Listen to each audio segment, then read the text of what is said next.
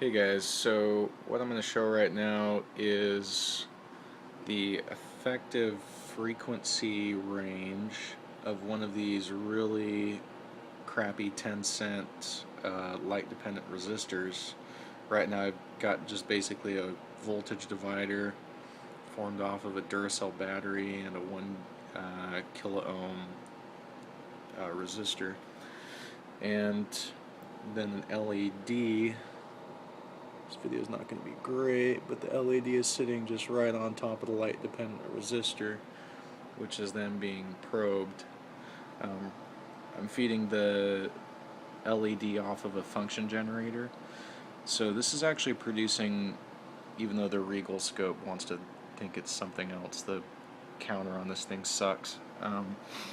This is actually producing a 45.5 kilohertz square wave.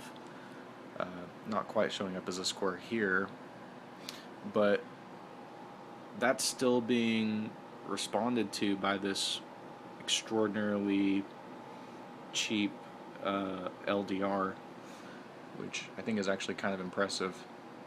I was thinking at first you might have to use something a little bit more sophisticated to get bandwidth above a couple kilohertz, but we can even see about increasing this.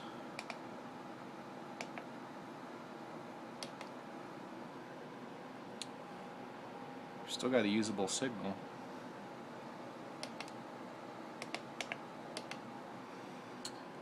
Okay, now we're at 65 kilohertz. It's dropping off in power, but oh, my autofocus is not. There we go.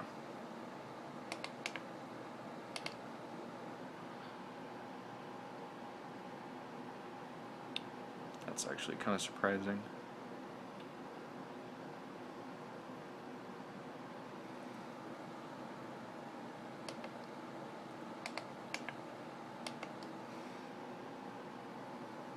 Oops.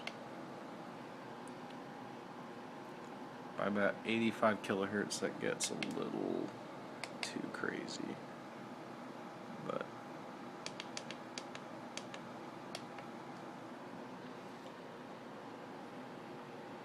.45 kilohertz is actually pretty usable.